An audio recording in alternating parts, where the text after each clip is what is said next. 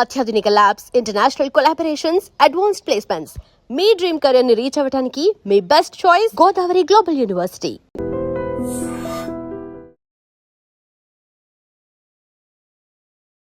ఐడ్రీమ్ ప్రేక్షకులకు నమస్తే. నేను ఉదయశ్రీ. ఇవాళ మనతో పాటు స్టూడియోలో ప్రముఖ ఆయుర్వేదిక్ వైద్య నిపుణులు, వంటింటి వైద్యానికి కేర్ ఆఫ్ అడ్రస్ అయిన డాక్టర్ చిట్టిపుట్ల మధుసూదన్ శర్మ గారు ఉన్నారు. మాట్లాడదాం. నమస్తే సార్. నమస్తే సార్, కొంతమందిని అంటూ ఉంటారనమాట వాళ్ళ చుట్టుపక్కల వాళ్ళు, ఎంత తిన్నా ఒంటికి పట్టదు, అందులోకే ఉన్నారు అని, పిల్లల్ని కానీ పెద్దవాళ్ళని కానీ. అండ్ వాళ్ళకి మోషన్స్ లాగా ఊరికే అవుతూ ఉంటాయి. అసలు మనం తినే ఆహారము మన వంటికి పట్టకపోవడం అనేది జరుగుతుందా? జరుగుతుందండి. సో జీర్ణ వ్యవస్థలో జీర్ణరసాలు సరిగ్గా ఉత్పత్తి కాకపోయినా, ఎంజైమ్ సరిగ్గా ఉత్పత్తి కాకపోయినా, అదేవిధంగా ప్రేవుల్లో ఈ నులి పురుగులు చెప్తుంటారండి, వార్మ్ ఇన్ఫెస్టేషన్, అలాంటివి ఏమన్నా మనం తీసుకునే ఆహార పదార్థాలు మనకి సరిగ్గా జీర్ణం కాకపోవడం చేత మరి ఇలాంటి సమస్యలన్నీ కలుగుతుంటాయి. అంతేకాకుండా కొంతమందిలో ఈ ప్రేవుల్లో ఉన్నటువంటి కొన్ని రకాల సమస్యల వల్ల ఆ ప్రేవులు సరిగ్గా తీసుకునే ఆహారాన్ని పీల్చుకునేటువంటి పరిస్థితి కూడా ఏర్పడుతూ ఉంటుంది అనమాట.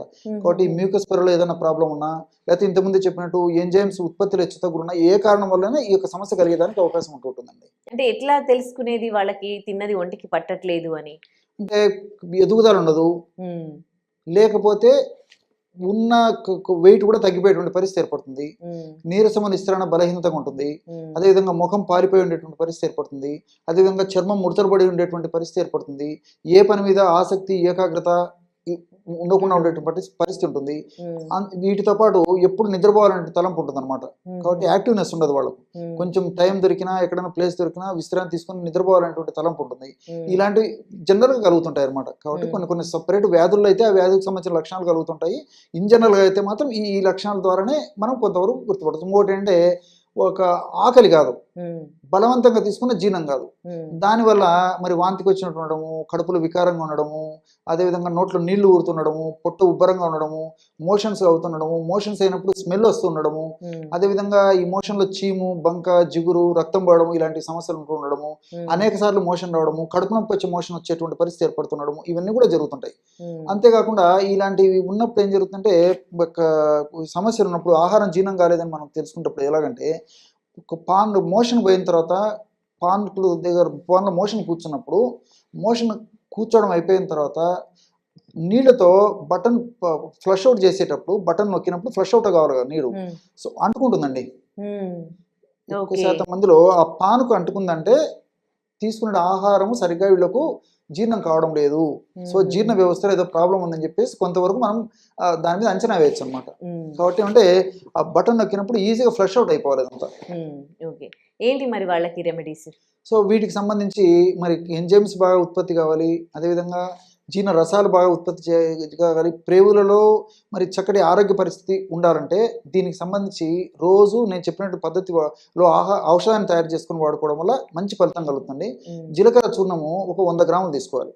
జీలకర్రను వేయించేసేసి చూర్ణంలాగా తయారు చేసేసుకొని ఒక 100 గ్రాములు జీలకర్ర చూర్ణం తీసుకోవాలి.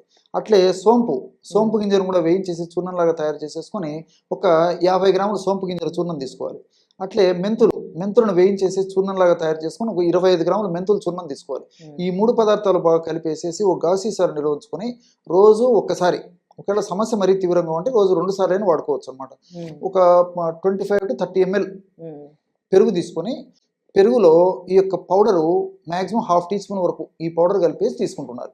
ఈ విధంగా రెగ్యులర్గా తీసుకోవడం వల్ల మరి ఇలాంటి సమస్యలన్నీ తగ్గిపోతాయి. రెండవది మరీ ముఖ్యంగా ఇక్కడ మనం చెప్పుకోవాల్సిందంటే, ఈ యొక్క ఫార్ములా వాడుకోవడం వల్ల ప్రేవుల్లో వాతావరణము సమర్థవంతంగా ఆరోగ్యవంతంగా తయారైపోతుంది.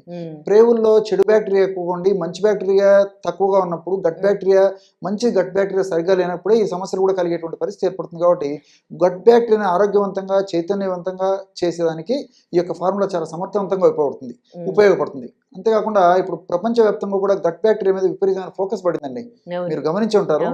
సో ఆ గట్ బ్యాక్టీరియా బాగా వృద్ధి చెంది గట్ బ్యాక్టీరియా సమర్థవంతంగా తన పని నిర్వర్తిస్తూ ఇలాంటి జబ్బులు రాకుండా ఉండాలంటే ఈ జీలకర్ర, సోపు, మెంతులతో కలిపి తయారు చేసుకున్నటువంటి ఒక చూర్ణాన్ని ఈ యొక్క పెరుగులో కలిపి రోజు ఒక్కసారి తీసుకున్నా, సమస్య మరి ఎక్కువ అంటే రోజు 2 సార్లు తీసుకున్నా సమర్థవంతమైన ఫలితాలు కలుగుతాయండి. ఇంకోటి ఏంటంటే, మనం తీసుకునే ఆహారం యొక్క క్వాంటిటీకి మనం లావుగా సన్నగా ఉండడానికి ఏమైనా రీజన్ ఉందా? కొంతమంది ఇంతింత తీసుకున్న ఫుడ్ బాగా మంచి తీసుకున్నా కానీ అట్లాగే సన్నగా ఉంటారు. కొంతమంది కొంచెం తిన్నా గానీ లావుగా అయిపోతూ ఉంటారు. సో, ఏంటి మనం తీసుకునే ఆహారం యొక్క క్వాంటిటీకి మన సన్నము, లావుగా ఉండడానికి ఏమైనా ఉందా సంబంధం? కొంతవరకు ఉందండి. ఫర్ ఎగ్జాంపుల్ చాలా మంచి ప్రశ్న అడిగారు. కొంతమంది ముఖ్యంగా లావు ఉన్నటువంటి వాళ్ళ గురించి కూడా చెప్తాను చూడండి. బాగా వెయిట్ ఉన్నటువంటి వాళ్ళు ఏంటంటే ఆహారాన్ని బాగా తగ్గించేస్తారు. హ్మ్. సో, రకరకాల ప్రయత్నాలు చేస్తుంటారు. ఆహారాన్ని బాగా తగ్గిస్తారు. అయినా వెయిట్ తగ్గరు. హ్మ్. సో, ఇక్కడ ఏం జరుగుతుందంటే ముఖ్యంగా ఇదంతా గట్ బ్యాక్టీరియా మీద డిపెండ్ అవుతుందండి. హ్మ్. వాళ్ళ ఆహారం తక్కువగా తీసుకున్నప్పటికీ ఫర్ ఎగ్జాంపుల్ ఒక ఆహారం వాళ్ళు తీసుకునే ఆహారంలో 50 క్యాలరీస్ ఉందనుకోండి, హ్మ్. గట్ బ్యాక్టీరియా నిజంగా ఆరోగ్యవంతులకి అయితే 50 క్యాలరీస్ని 25 క్యాలరీస్ కింద కన్వర్ట్ చేసి ఆరోగ్యాన్ని చేకూరుస్తుంది. అలా కాకుండా 50 క్యాలరీస్ 100 క్యాలరీస్గా కన్వర్ట్ చేసేస్తుంది. సో వాళ్ళకి అందుకు వెయిట్ దగ్గర ఒక్కోసారి వెయిట్ పెరిగేదానికి కూడా అవకాశం ఉంటుంది అనమాట. కాబట్టి ఇదంతా గట్ బ్యాక్టీరియా మీద డిపెండ్ అయింది. కాబట్టి వాళ్ళ ఆహారం కొద్దిగా తీసుకున్నా ఎక్కువ తీసుకున్నా సమర్థవంతంగా తీసుకునే ఆహారము మన దేహానికి ఉపయోగపట్టు చేయాలంటే మన ఎత్తుకు అదేవిధంగా మన వయస్సుకు మనం ఏ పద్ధతిలో ఏ ఎత్తు ఉండాలనో ఏ బరువు ఉండాలనో ఆ పద్ధతిలో తీసుకొచ్చేందుకు గట్ బ్యాక్టీరియా చాలా సమర్థవంతంగా ఉపయోగపడుతుంది. ఇప్పుడు ఈ మధ్య కాలంలో సన్నం కావాలని చాలా మంది ఆహారం తగ్గించేస్తూ ఉన్నారు. ఆహారం తగ్గించేస్తే సన్నం అవుతారా? అసలు దీనిపై మీరేమంటారు? కొంతవరకేనండి. కాబట్టి అంటే ఆహారం తగ్గించడంలో మంచిది కానీ పోషకాహారం అయితే తీసుకోవాలండి. ఫర్ ఎగ్జాంపుల్ కార్బోహైడ్రేట్స్ ఎంత తక్కువగా వాడుకోగలిగితే అంత మంచిది. అలా అని చెప్పేసి పూర్తి కార్బోహైడ్రేట్స్ మానకూడదు. కాబట్టి మిగతావన్నీ పోషకాహారము సమతుల్యమైన ఆహారం తీసుకోవడం చాలా చాలా మంచిది. కానీ మరి కంప్లీట్గా ఆహారం ఆపేయడం పూర్తి తగ్గించడం కూడా మంచిది కదండి. ఓకే, వైట్ రైస్ మొత్తం అవాయిడ్ చేస్తూ ఉన్నారు, మిల్లెట్స్ లాంటివి తీసుకుంటూ ఉన్నారు. వైట్ రైస్ కంప్లీట్గా అవాయిడ్ చేయడమే బెస్టా? వైట్ రైస్ ప్లేస్లో మిల్లెట్స్ వాడడం బెస్టా? లేకపోతే ఒక పూటైనా వైట్ రైస్ తీసుకోవాలంటారా? అది అవసరాన్ని బట్టి కొంతమంది వైట్ రైస్ లేనిది వాళ్ళకు ముద్ద మింగడబడిన పరిస్థితి కూడా ఏర్పడుతుంటుంది. కాబట్టి వైట్ రైస్ బాగా అలవాటు పడిపోయేసేసి వైట్ రైస్ తీసుకుంది వీలు పడకుండా చాలా ఇబ్బంది పడేటువంటి వాళ్ళు ఏంటంటే కొద్ది ప్రమాణంలో తీసుకోవచ్చండి. కాబట్టి మిగతా వాళ్ళందరూ కూడా జనరల్గా వైట్ రైస్ కంటే కూడా మరి బ్రౌన్ రైస్ అలవాటు చేసుకోవడం మంచిది.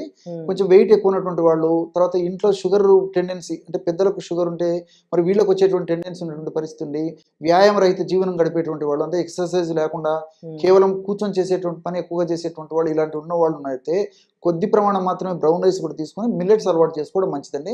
అదే ఒక పూట మిల్లెట్స్ అలవాటు తీసుకోవాలి. అదేవిధంగా ఈవినింగ్ అవర్స్ మల్టీగ్రెయిన్ రోటీ ఇలాంటివి తీసుకోవడం మంచిదండి. ఓకే, అంటే మిల్లెట్స్ వల్ల ఎలాంటి లాభాలు ఉన్నాయండి? అది ఆరోగ్యానికి ఎలాంటి మేలు చేస్తుంది? ఓకే, మిల్లెట్స్లో ఏంటంటే అనేక రకాల పోషకాంశాలు ఉంటాయి. బి కాంప్లెక్స్ ఫ్యాక్టర్స్ ఉంటాయి. ఇవన్నీ దేహ పోషణకి దేహ ఆరోగ్యానికి ఉపయోగపడతాయి. వీటితో పాటు మిల్లెట్స్లో ఫైబర్ ఎక్కువ ఉంటుంది. మనం కార్బోహైడ్రేట్స్ పదార్థాలతో మిగతా వాటితో పోల్చుకుంటే బియ్యం వీటితో పోల్చుకుంటే మిల్లెట్స్లో ఫైబర్ ఎక్కువగా ఉంటుంది. తర్వాత వాటితో పోల్చుకుంటే ప్రోటీన్ శాతం కూడా బాగుంటుంది. కాబట్టి మిల్లెట్స్ వాటితో పోల్చుకుంటే బియ్యంతో పోల్చుకుంటే చాలా చాలా మంచిది. అది కూడా ఇది పాలిష్డ్ బియ్యం గురించి నేను చెప్తున్నానండి, బ్రౌన్ రైస్ గురించి చెప్పడం లేదు. ఇప్పుడు మనం ఎక్కువ మంది పాలిష్ బియ్యం వాడుతున్నాం కాబట్టి పాలిష్డ్ బియ్యంలో ఒక కార్బోహైడ్రేట్స్ తప్ప ఏముండవండి. మనం ఉదయం పూట అదే దాంతో తయారు చేసుకున్న ఫుడ్ ఎక్కువ శాతం తీసుకుంటున్నాం, మధ్యాహ్నం అదే ఫుడ్ తీసుకుంటున్నాం, రాత్రి అదే ఫుడ్ తీసుకుంటున్నాం. కాబట్టి విపరీతమైన నీరసము, నిస్సరణ, బలహీనత ఇంచుమించు అందరిలో కలిగేటువంటి పరిస్థితి ఏర్పడుతుంది.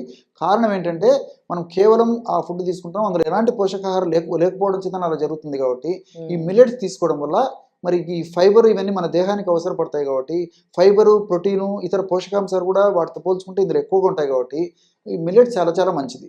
అదేవిధంగా మల్టీ గ్రెయిన్స్ కూడా చాలా మంచిదండి. Right, thank you sir. And for more videos, Please subscribe to iDream. Please subscribe to iDream. Please subscribe iDream. And please subscribe to iDream.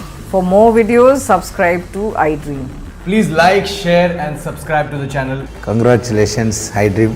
Subscribe to iDream. Subscribe to iDream. So subscribe to iDream Media.